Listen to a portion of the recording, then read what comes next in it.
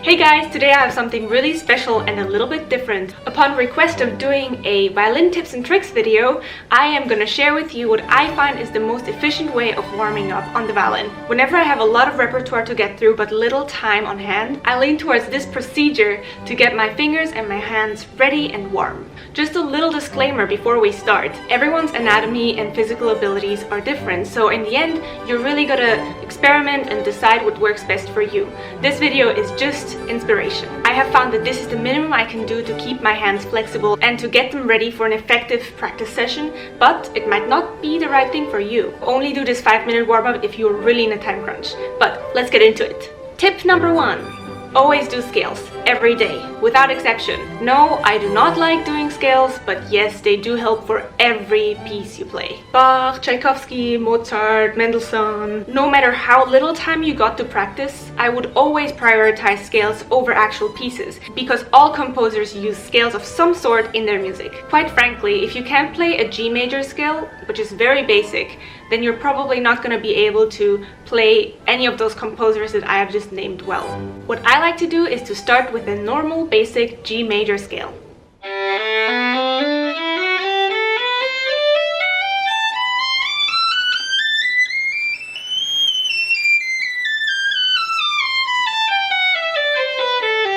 Then I go over to a G minor scale.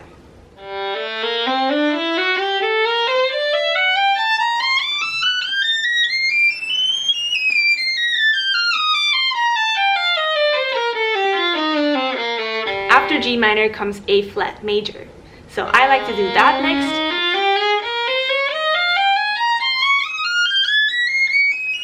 And then an A flat minor scale.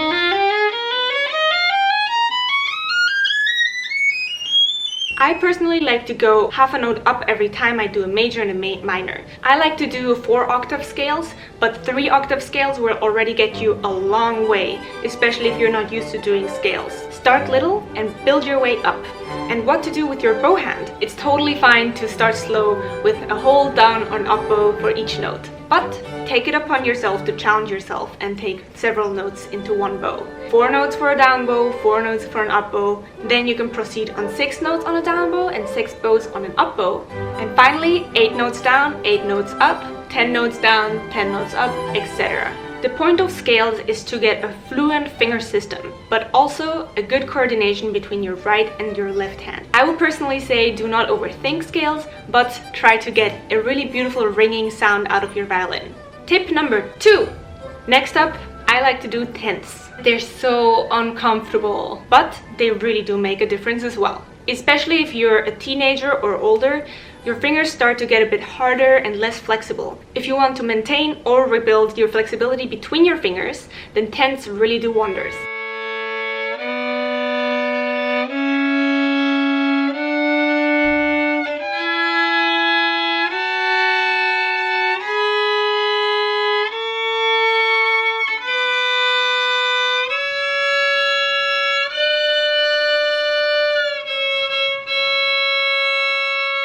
If you feel like one chord could have had better intonation, don't be afraid to go 1 chord back and redo this chord.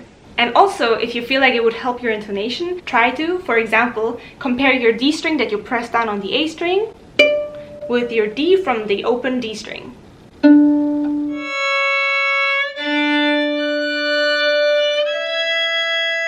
I personally don't go crazy with it. I like to do 1 or 2 octaves, and after a week of doing so, let me tell you, you're seriously gonna build some strength in your hand. I personally think with tenths that intonation is pretty hard, so really try to build on that and get those tenths clean in your ears. In the beginning when I did tenths, my fingers would feel almost pudding-like and get pretty sore. If you experience it, try not to push yourself too much, because in the end, the health of your hands are obviously more important than the intonation.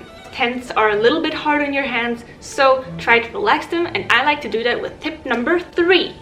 My finishing exercise is to do thirds, and I like to do that because it feels good to have a bit of a normal feeling after so much stretching with tenths. For this exercise, try to practice slowly and to get your intonation right without a lot of wiggling around.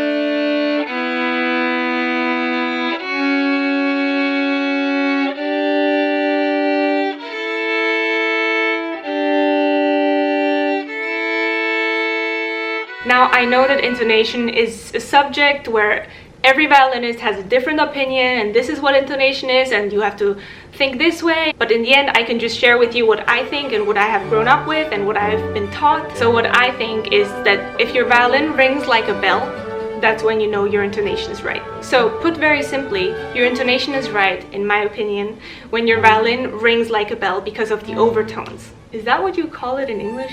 Overtones? In German, we call it Obertöne, and it basically means that your violin's supposed to sound really happy and just like a bell. Without a lot of tension, then you know you're on a good path. Bonus tip!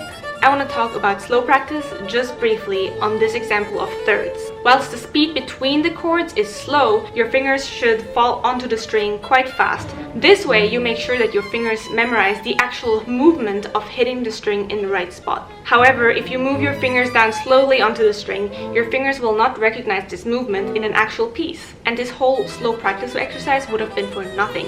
You should try and apply that mindset onto every slow practice.